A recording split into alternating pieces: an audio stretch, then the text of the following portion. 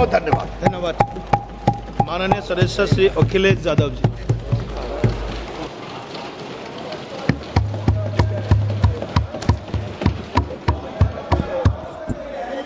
Please please. कोई बात नहीं, कोई बात नहीं। अरे नहीं, आदरणीय सभापति महोदय, मैं आपका बहुत धन्यवाद देना चाहता हूं कि बहुत ही महत्वपूर्ण और देश के लिए और बड़ी आबादी के लिए भारतीय जनता पार्टी की सरकार में एक और बिल आया है।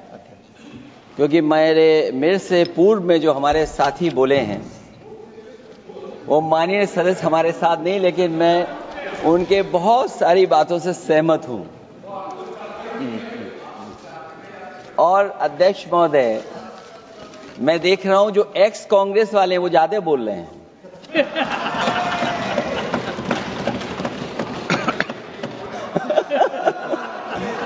आदरणीय अध्यक्ष महोदय,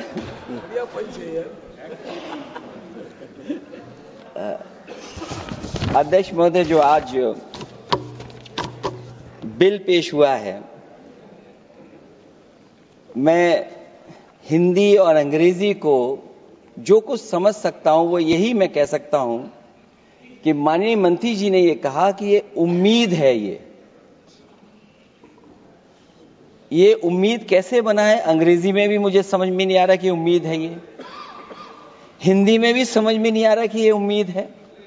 यूनिफाइड वक्फ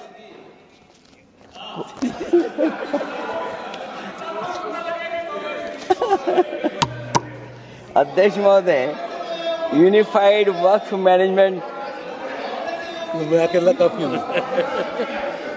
अध्यक्ष महोदय, मैं समझ सकता हूं कि मैं वो बात छेड़ना नहीं चाहता था, लेकिन क्या करूं, मजबूरी है अब। अध्यक्ष महोदय, अभी माननीय सदस्य लोग ये कह रहे हैं कि हमारे सदस्य नहीं है यहां पर जो हमारे साथी हैं, लेकिन अध्यक्ष महोदय मैं ये कहना चाहता हूं, ये जो बिल लाया जा रहा है, भारतीय जनता पार्टी में एक मुकाबला चल रहा है। भारतीय जनता पार्टी के अंदर मुकाबला चल रहा है कि खराब हिंदू कौन बड़ा है। और ये बात अध्यक्ष महोदय मैं ऐसे ही नहीं कह रहा हूं। जो पार्टी ये कहती हो कि दुनिया की सबसे बड़ी पार्टी है, अध्यक्ष महोदय वो अपना राष्ट्रीय अध्यक्ष नहीं चुन पाए अभी तक। अध्यक्ष महोदय, भारतीय जनता पार्टी क्या है?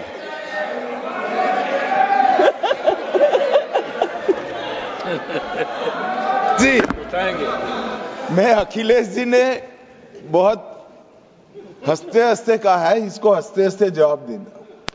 ये सामने जितनी पार्टियां हैं उनका राष्ट्रीय अध्यक्ष उन 5 लोगों को ही चुनना है परिवार के।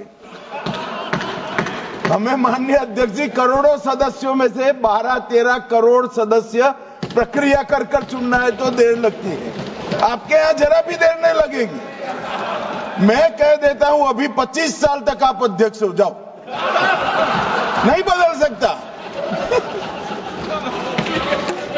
अध्यक्ष महोदय, क्योंकि जो बात निकल के आई है वो मैं फिर आगे बढ़ा दूं। अध्यक्ष महोदय, जो बात सोशल मीडिया या और जगह गुपचुप हो रही है, कहीं ऐसा तो नहीं था कि अभी कुछ दिन पहले यात्रा जो हुई है वो कहीं 75 वर्ष की एक्सटेंशन वाली यात्रा तो नहीं थी। अध्यक्ष महोदय, ये जो इस बार जो वक्फ बिल आया है, नाकामी का पर्दा इस बार है वक्फ बिल। और नाकामी को एक आध नहीं है, मैं कई नाकामियां बता सकता हूं। अभी मैं माननीय सदस्यों को सुन रहा था, वो पुराने कई बिल उनके बारे में चर्चा कर रहे थे कि कितने प्रोग्रेसिव बिल लेकर के आए हैं। मुझे याद है मैं उत्तर प्रदेश में उस समय था और मुझे लगा कि शायद इनकी वो बात ठीक होगी। एक ये बहुत तैयारी के साथ फैसला लेकर के आए थे और फैसला ये लिया था आधी रात के आज के बाद नोट नहीं चलेंगे, नोट बंद हो जाएंगे। अध्यक्ष महोदय, उस नोटबंदी नाकामी के बारे में भी तो चर्चा हो जाए कि अभी भी न जाने कितनी जगह पर कितना रुपया निकला जा रहा है, कितना निकल करके आ रहा है। केवल नाकामी नोटबंदी की नहीं, नाकामी बेरोजगारी की भी है, नाकामी महंगाई की भी है, नाकामी किसान की आय दोगुनी नहीं कर पाए वो भी इनकी नाकामी है। मुझे याद है एक माननीय मंत्री जी पूरे देश की नदियों के बारे में बीओडी बता रहे थे, लेकिन माननीय मंत्री जी ये भूल गए कि उनके शहर में, उनके क्षेत्र की जो नदी है उसकी बीओडी क्या है। गंगा क्या साफ हो गई, यमुना क्या साफ हो गई, स्मार्ट सिटी क्या बन गई, क्या गोद लिए हुए गांव इन्होंने गोद से उतार दिए, उनकी क्या दुर्दशा है।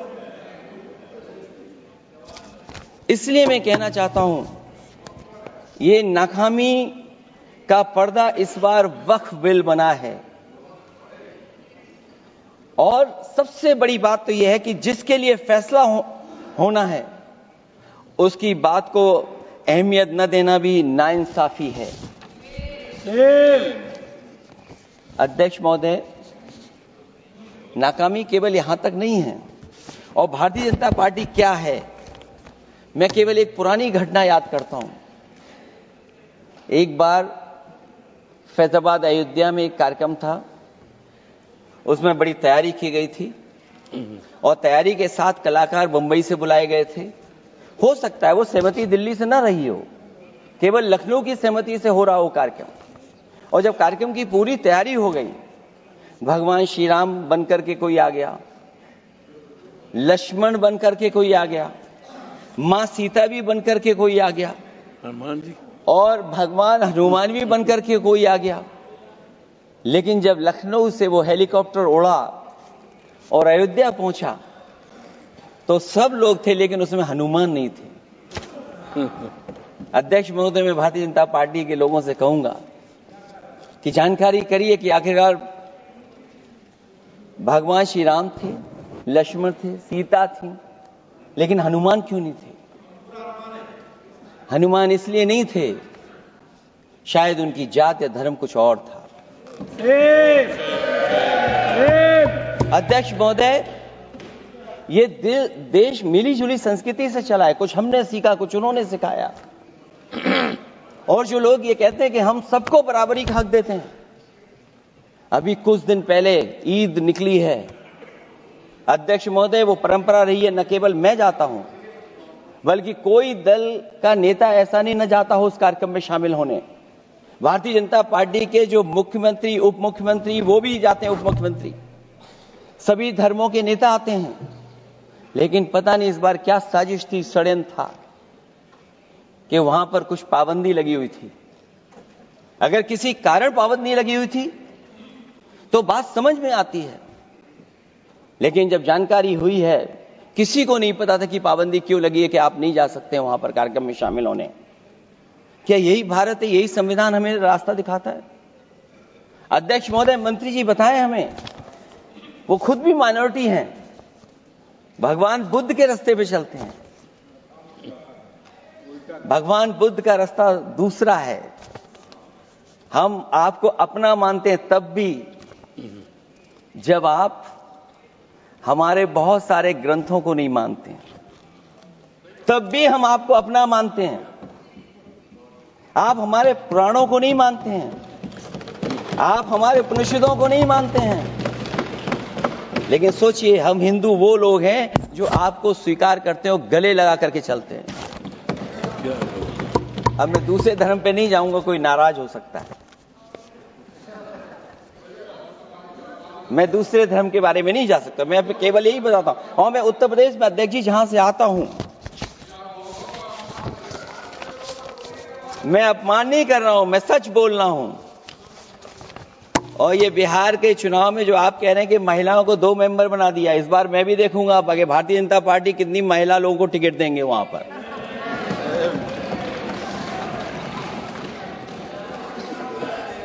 अध्यक्ष महोदय, भाजपा जब भी कोई नया बिल लाती है तो वो अपनी नाकामी छुपाती है। भाजपा वाले मुसलमान भाइयों की वक्फ की जमीन चिन्हित करने की बात कर रहे हैं, जिससे महाकुंभ में जो हिंदू मारे गए हैं या खो गए हैं उनको चिन्हित करने की बात पर पर्दा पड़ जाए। अध्यक्ष महोदय, मुझे खुशी इस बात की कि हमारा धर्म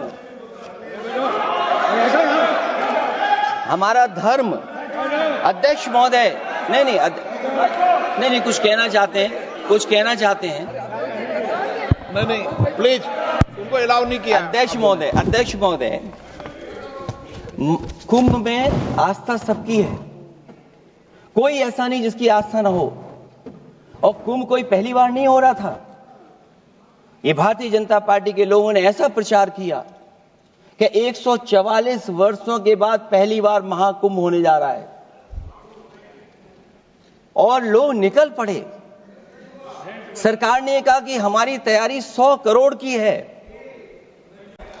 आप कहते टेक्नोलॉजी का हम इस्तेमाल करेंगे, जमीनों को हम मैपिंग कर करके डेटा एंड रिकॉर्ड ठीक करेंगे। अध्यक्ष महोदय, ये बताएं कि वो 30 लोग कौन थे, उनके नाम क्या थे जिनकी जान चली गई, न केवल जान जाने वालों की, बल्कि अध्यक्ष महोदय ये सरकार बताए कि जो लगभग 1000 हिंदू खो गए हैं, जो अभी तक नहीं मिले, जो अभी तक नहीं खोज पाए हैं, वो 1000 हिंदू की सूची कहां है? और फिर धर्म कारोबार की बात है जो ये लोग गोली। अध्यक्ष महोदय, मैं कार सेवक वाली बात इसलिए नहीं छेड़ना चाहता हूं। अध्यक्ष महोदय, ये शायद माननीय सदस्य जानते नहीं कुछ सच्चाई नहीं जानते। अध्यक्ष महोदय, ये संविधान की वजह से, संविधान को बचाने के लिए, हिंदू एकता को बचाने के लिए कुछ फैसले लिए गए, लेकिन एफआईआर हम लोगों पे नहीं लिखी गई थी। एफआईआर उन पे लिखी गई थी जो बेचारे तैयार हो गए थे सुबह, लेकिन पता नहीं कहां से फोन आया था, कहा था कि अब तैयार तो हो गए हो लेकिन आप शिलान्यास में नहीं आ सकते। बहुत सही। इसलिए बात को इधर से उधर नहीं में ले जाना चाहता। अखिलेश जी, जरा वक्त पे भी आ जाओ। अच्छा, वक्त पे आ रहा हूं। नहीं, वक्त पे अध्यक्ष इसलिए आ रहा हूं क्योंकि वक्त समझने के लिए भारतीय जनता पार्टी की सोच क्या है। और ये अध्यक्ष महोदय जब ये कह रहे हैं कि इससे कारोबार होगा, अध्यक्ष महोदय, धर्म की चीजों से कारोबार नहीं हो सकता। हमारे उत्तर प्रदेश के मुख्यमंत्री जी ने भी कहा कि कारोबार होगा। वो 30 की गिनती में उलझे हुए हैं, जैसे 30 मार खाए वो। उनसे पूछा कि जान कितनी गई, वो 30। उनसे पूछा कि कारोबार कितने का होगा, 30 गुणा 10,000 करोड़। सोचिए, कुंभ हमारा क्या कारोबार की जगह है? और फिर उसका कौन नापेगा, कैसे नालाएगा? और फिर हमारे माननीय मंत्री जी कह रहे हैं कि जमीन, चाहे वो रेलवे की हो, चाहे वो डिफेंस की हो, वो भारत की जमीन है। मैं भी स्वीकार करता हूं कि रेलवे की जमीन भी भारत की है, डिफेंस की भी जमीन भारत की है। क्या डिफेंस की जमीन नहीं बेची जा रही मंत्री जी? अध्यक्ष महोदय, क्या रेलवे की जमीनें नहीं बेची जा रही हैं? अध्यक्ष महोदय, केवल यहां तक नहीं, कितना हस्तक्षेप होता है। वक्फ भी भारत के, इसीलिए तो कहीं ना कहीं वक्फ की जमीन से, अध्यक्ष महोदय, माननीय मंत्री जी बताएं, और मुझे उम्मीद है कि जब जवाब देंगे तो बताएंगे कि वक्फ की जमीन से बड़ा मुद्दा वो जमीन है जिस पर चीन ने अपने गांव बसा लिए हैं, लेकिन कोई बाहरी खतरे पर सवाल बवाल न करे, इसलिए ये बिल लाया जा रहा है। और माननीय मंत्री जहां से आते हैं, जिस प्रदेश से आते हैं, कम से कम ये तो बताएंगे कि वहां कितने चीन ने गांव बसा लिए, घर बन गए हैं। अध्यक्ष महोदय, आपके माध्यम से सरकार गारंटी दे कि वक्फ की जमीन कभी भी किसी भी पैतरेबाजी से किसी और मकसद के लिए किसी और को नहीं दी जाएगी। वक्फ की वर्तमान व्यवस्था में चाहे 5 साल के धर्म पालन की पाबंदी की बात हो, या कलेक्टर से सर्वेक्षण के हस्तक्षेप की बात हो, या वक्फ परिषद या बोर्ड में बाहरियों को शामिल करने की बात हो, इन सब का उद्देश्य मुस्लिम भाइयों के सार्वजनिक अधिकार को छीनकर उनके महत्व और नियंत्रण को कम करना है। ट्रिब्यूनल के निर्णय को अंतिम न मानकर उच्च न्यायालय में लेकर जाने की अनुमति देना दरअसल जमीनी विवाद को लंबी न्यायिक प्रक्रिया में फंसाकर वक्फ भूमि पर कब्जों को बनाए रखने का रास्ता खोलेगा। सबसे बड़ी बात यह कि वक्फ बिल के पीछे की न तो नीति सही है, न नियत। ये देश के करोड़ों लोगों से उनके घर दुकान छीनने की भी साजिश है। भाजपा एक अलोकतांत्रिक पार्टी है, वो असहमति को अपनी शक्ति मानती है। जब देश के अधिकांश राजनीतिक दल वक्फ बिल के खिलाफ हैं, तो उसे लाने की जरूरत क्या है जो जिद क्यों कर रहे हैं सरकार।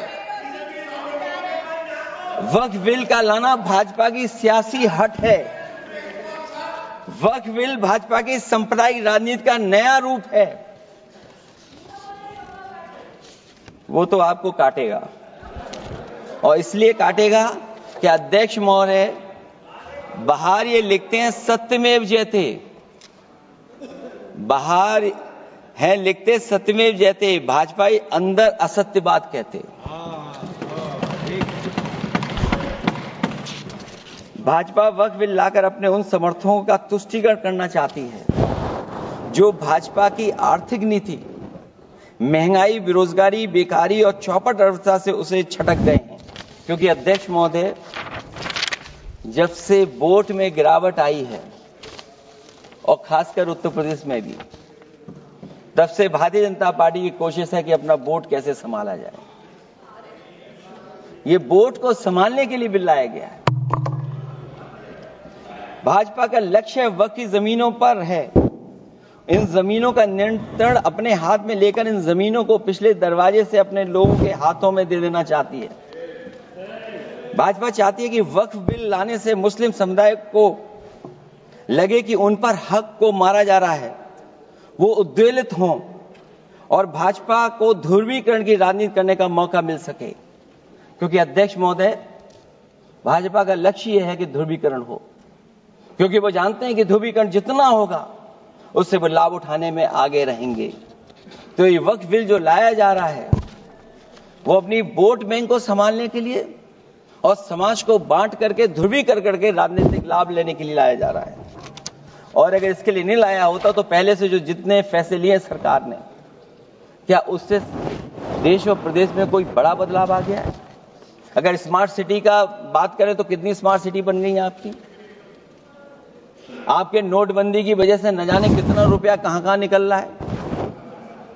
और डर तो ये लगता है कहीं भाजपा वाले दूसरों के पैसा रख करके न पकड़वा दें। वक्फ बिल के आने से पूरी दुनिया में एक गलत संदेश भी जाएगा। इससे देश की सेकुलर इमेज को बहुत धक्का लगेगा। वक्फ बिल भाजपा की नफरत की राजनीति का एक और अध्याय है। मैं अंत में कहना चाहता हूं कि अभी तो आपने साथी संभाल लिए हैं, एक साथी तो मुझे दिखाई नहीं दे रहा है। और हमारे जिनका हमने सम्मान किया, हमें कहां ले गए आप? और हमें यहां छोड़ गए आप, हमें छोड़ गए। हमें देखिए सभापति महोदय देखिए राजनीति क्या है। हमने आपका हाथ पकड़ा और हम यहां आ गए, और आप हमारा हाथ छुड़ा करके वहां चले गए। इसलिए देखिएगा कब हमारा इनका हाथ मिल जाए। और मैं अध्यक्ष सभापति महोदय ये कहना चाहता हूं कि वक्फ बिल भाजपा के लिए वाटरलू साबित होगा, क्योंकि ऊपर से तो हाँ कह रहे हैं, लेकिन अंदर ही अंदर बहुत सारे साथी सहमत नहीं है। मैं अंत में इतना ही कहना चाहता हूं कि ये वक्फ बिल जो लेकर के आए, कोई उम्मीद लेकर के नहीं आ रहा है। ये सोची समझी रणनीति का हिस्सा है, क्योंकि इनका जो बोर्ड बिखर गया है, ये मुस्लिम में भी बंटवारा चाहते हैं। मुस्लिम इस्लाम धर्म में कहीं बंटवारा नजर नहीं आता है, लेकिन इनकी कोशिश है कि इस बिल के माध्यम से हम मुस्लिम भाईचारा में भी बंटवारा कर दें। बंटवारा तो पीडीए करेगा। अभी देखिएगा। सभापति महोदया, हमारे एक सदस्य कह रहे थे कि चुनाव बहुत अच्छा होता है। इनसे बेहतर किसने चुनाव देखा होगा? चलिए, धन्यवाद। वोट ही नहीं डालने दिया। करिए सभापति महोदया, मैं धन्यवाद देता हूं। मैं और अपने दल और साथियों के साथ कहता हूं कि समाजवादी पार्टी बिल का विरोध करती है। वोट पड़ेगा तो हम इसके खिलाफ वोट डालने जा रहे हैं।